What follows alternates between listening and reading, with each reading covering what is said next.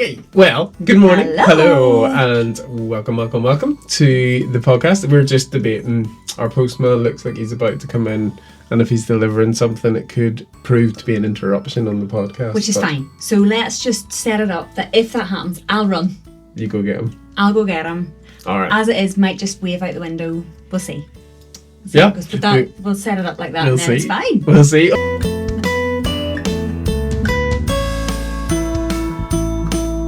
Okay, well, look, we're going to do something different for the next few episodes on the podcast. So we are in Christmas season. So what we thought we would do just over, I think it'll probably be 3 episodes, maybe 4, is to talk about Advent, right? It is the season of Advent. And so we have written a few notes for this. Usually we try not to have tons of notes for this, but because there's a bit more to cover, we may need to look at a few notes just if you see us looking down. But really when it comes to Advent, all Advent is, I think a Latin word, the aventus, which meant coming or arrival. And so really when anyone's talking about the Advent period, it's talking about the arrival, the coming of Jesus, right? That's what the whole thing's based around. But what we have to remember when we're thinking about the Advent season and when it happened originally is that they weren't reading it backwards. So they didn't know that Jesus had come. They didn't know Jesus had died. They didn't know he'd risen again. So what they were in the middle of a waiting period, okay? Because the Israelites, the people that Jesus came, that he was born amongst and came and lived amongst, were a people of the past and the promise, is the way that we would describe that. So they were a people who had a past, so they came from right in the back of creation, right from the very beginning. It was a creation, a world where people would be perfectly united with God, perfectly united with each other, and perfectly lived in the land that they were lived in. That was their past. And then the story of the Bible is the story of God's restoration of that kingdom again. That's his desire, is that we would live in perfect relationship with him, in perfect relationship with each other, and in perfect relationship with the world around us, like it, an Eden-like reality. And so the Israelites trace that back to both the Garden of Eden and Adam and Eve, but also to Abraham, because what God did was he reset the kingdom promise with Abraham generations after Adam and Eve, and he said, hey, I'm going to make you into a nation, you're going to be my people, and I'm going to bring you to a land that's going to be yours. And that's really the Eden promise again, perfect relationship with God, perfect relationship with each other in land they have. And throughout the Israelites' history, they had moments where it kind of looked a bit like that. It never fully got to what God had dreamed, but maybe in the times of the kings and David and Solomon, they had times where it looked about as close to that as they could get. They were seeing some sort of fulfillment in that promise, but however, their inability to be a people who would continually follow God. In fact, too often they wanted to be God. And when they did that offset their relationship with each other and with the land in which they lived. So means that throughout their history, they had times where that past was pretty dark and different nations came and oppressed them, or they were taken off into exile towards different nations. In fact, there's about 5 or 6 major times that this happened, but actually lots of many times that this happened. So what you have with the people 2,000 years ago, over 2,000 years ago, in that first Christmas, is you've got a people who have a past that they have. They also had a promise of a future that was to come. There was prophecies that told about a Messiah, an anointed one who would come, and what this Messiah would do was to start the promise of the future when the restoration of the fullness of the kingdom of God would come again. Now they would have had a picture of what that was. They might not have known completely what it was. And so this is what they were waiting for. They had a past which had ups and downs, but they knew was good, and they had a future that they knew was going to be amazing, if not perfect, for them. And they were in this in-between moment. In fact, in the exact moment that Jesus was born into, they've lived for 60 years under the oppression of the Romans, after hundreds of years under the oppression of the Greeks. So these are people who've lost their identity, who've forgotten probably who they are. Their language has changed. There's been so much that shift. And there are people in between the past and the promise. Okay, so, but they're living in neither, right? They're not living in limbo, right? Yeah, they're just kind of waiting. Exactly. They're not living in the past. They're not yet inherited the promise. Yeah. It's an unfulfilled time for Yeah. them. Okay, and that's what is happening. And what Yeah. tends to happen? It's hard, right? Yeah, like when you may know this, and this is where we want to apply this to us. When we live in a season of an unfulfilled promise, when our lives look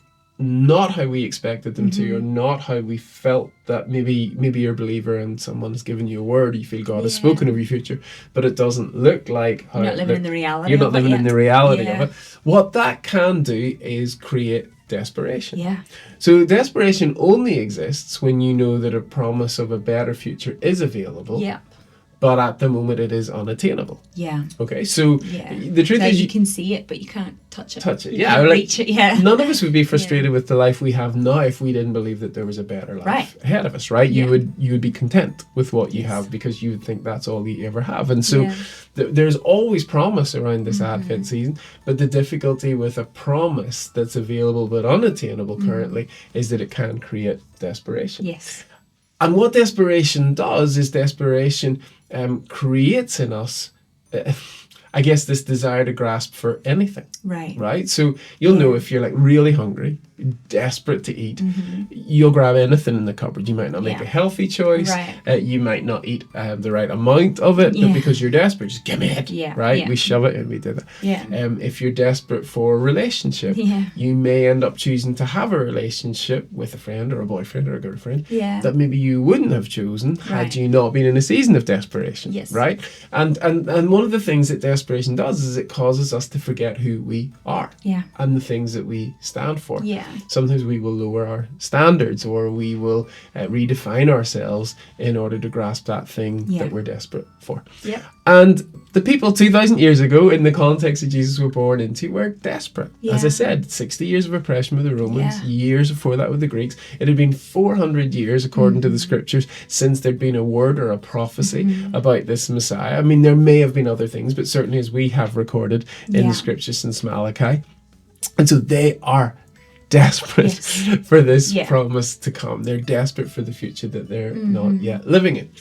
And so one of the keys whenever you're in desperation, wherever we're in desperation, is to recall what you know is true. Yes. Right? It's because you know the desperation will cause you to grasp for anything or to Yeah. lower standards or whatever Yeah. it is. You must remember what is true. And these people had a promise. Yeah. They had an understanding or some kind of understanding about this Messiah or the beginning Yeah. of the promise to come. Yes. The difficulty about this promise is that it also had mystery attached to it. Okay? There was a mystery. Yeah. The different prophetic I guess words and Yeah. prophecies about this Messiah that was to come were from lots of different writers in lots of different places over a time period of, it could be anywhere between 1,000 to 1,500 years worth of prophecy. And those prophecies weren't always like in black and white. Right. They had mystery to them. There was Yeah. pictures, there was visions, They there was needed interpreted. Yes, they needed interpreters. So this is what's happened. So I guess what we want to talk about just quickly is, well, what were they expecting? What was real? So what was supposed to be real about this Messiah, this anointed one? Because bear in mind, other messiahs, other anointed ones had come in the Right. past, and there've been mixed fortunes in Right. that. Some of them have had some level of success, Yeah. others had no success. Right. And But so, even the very best ones weren't the Messiah that was prophesied about, so they knew that by now, Yes. because they Well- had all died off or whatever. Well, yeah, Do you they know what knew I if they mean? hadn't succeeded, it Right. couldn't have been the Messiah that had Exactly. been prophesied about. So what was happening is they believed on one level from all of the prophecies that the Messiah to come would be some kind of a king. Right. That he would be descended from the line of David, who was one of the greatest kings in Yep. Israel's history. And so they knew that. They knew that there was prophecies from the stump of Jesse, right? Right. Jesse was David's dad. And that there would be a king. And this idea that this king would reign forever. There Right. would be an extension of his throne forever. Now, what did that mean? Yeah. They didn't know fully, but they Yeah. just, so naturally they pictured a king that looked a bit like whatever David would have looked like. Not Right. that they would have known him, but Yeah. they would have heard stories of him. They also believed that when this king, this Messiah came, that he would change the fortunes of the people Right. of that day. So they were, again, as I said, living without their own identity. They were paying tax to the Romans. Yeah. They weren't able to follow their God in the way that they fully would have wanted to. Yeah. Even the Romans gave them quite a lot of freedom to do that. Yeah. But there would be a change in the fortunes of Yes. the people, right? So it would be a king coming. Right. There would be a change in their fortunes. Yeah.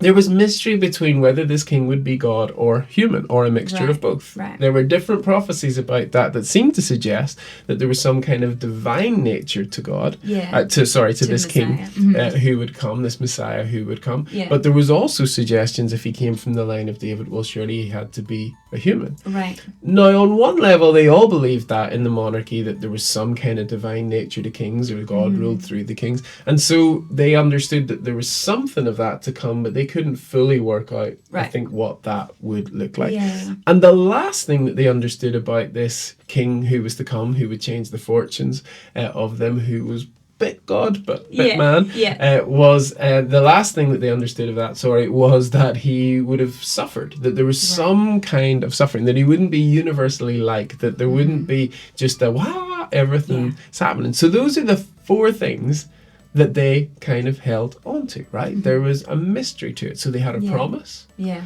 They were feeling the desperation. Yeah. But there was a mystery to what that would look like. Right. And so in the next episode, we're going to talk a little bit more about what that looked like in their context. But I guess to leave us with something to think about today, I guess personally we want to talk, and maybe all of us should just think about, what does it look like when we live not in the past, because we know we can't, but we're not yet in the future, maybe in the way that we would like it to be, or the way that we thought it would be, or the way maybe if you are a follower of Jesus you feel like it's prophesied to be.